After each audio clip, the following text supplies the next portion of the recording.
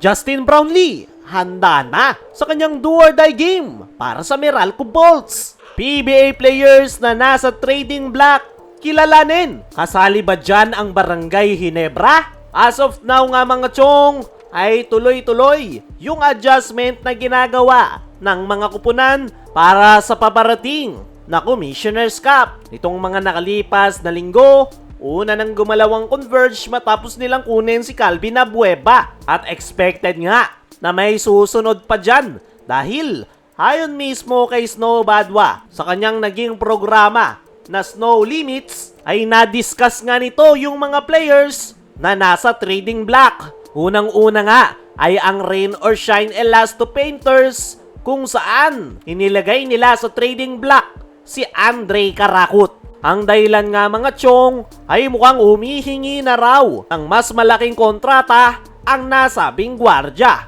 At kilala nga raw ang Rain or Shine na tinatapon yung mga players every time na nagre-request ng malaking pasahod. Hindi nga gaya ng malalaking kumpanya ang Rain or Shine na kayang ibigay yung gusto ng mga players. Kaya yung ginagawa na lang ng Rain or Shine ay tinitrade yung player para makatipid at makasurvive yung kanilang kumpanya at manatili sa PBA. Ayon kay Snow Badwa, ang problema ng Rain or Shine ay tila nagiging training ground na lang yung kanilang kupunan dahil iba yung nakikinabang. Bukod dyan, ay isa pa sa nasa trading block ngayon ay itong si Cedric Bearfield. Ayon pa rin kay Snow Badwa at Boss Dodo Katakutan, ay hindi na nga daw masaya si Cedric Bearfield sa kanyang kasalukuyang kupunan na Blackwater Bossing. Isang araw competitive player si Bearfield,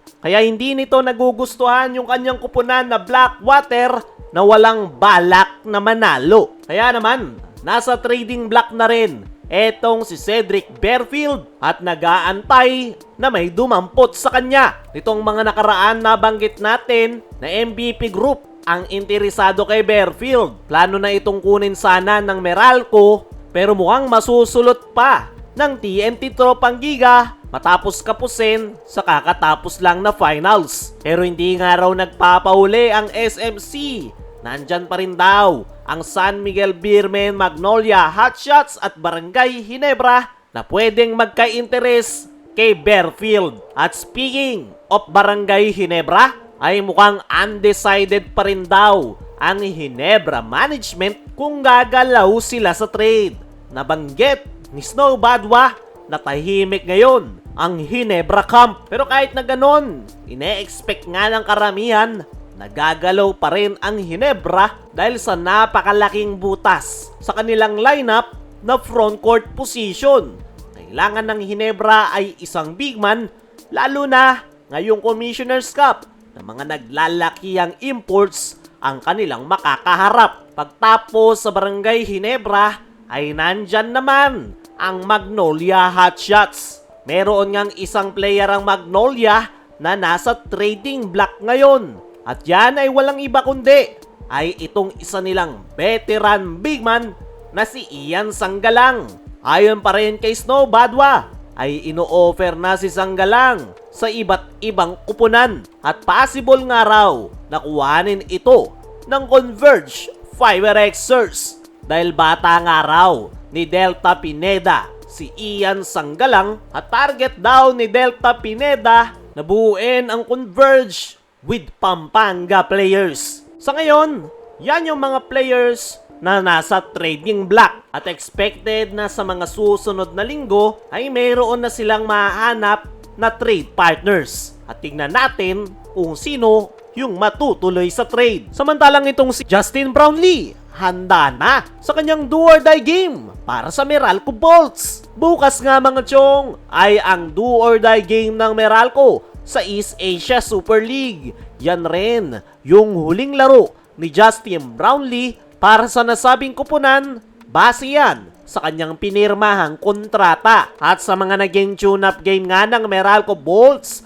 ay napakaganda ng inilalaro netong si Justin Brownlee. Nandun nang muli yung kanyang laro, kondisyon na ang kanyang katawan. Kaya naman, kaabang-abang ang ipapakita ni Justin Noypi. Bukas na yan kontra sa Ryukyu. Para sa akin mga chong, nakatulong rin kay Justin Brownlee ang Meralco para may kondisyon ang kanyang katawan para pagpasok niya sa gilas ay handang-handa na siya. Very busy yung schedule ni Brownlee dahil pagtapos niya sa Meralco, didiretso na ito para sa Gilas Pilipinas at after sa ating national team ay didiretso na ito para sa Barangay Ginebra. Kaya naman suportahan natin si Brownlee sa kanyang magiging huling laro para sa Meralco Bolts. Kaya mga chong, ano ang masasabi nyo? Nahanda at kondisyon na si Brownlee. Ano rin yung masasabi nyo sa mga players na nasa trading block na ngayon?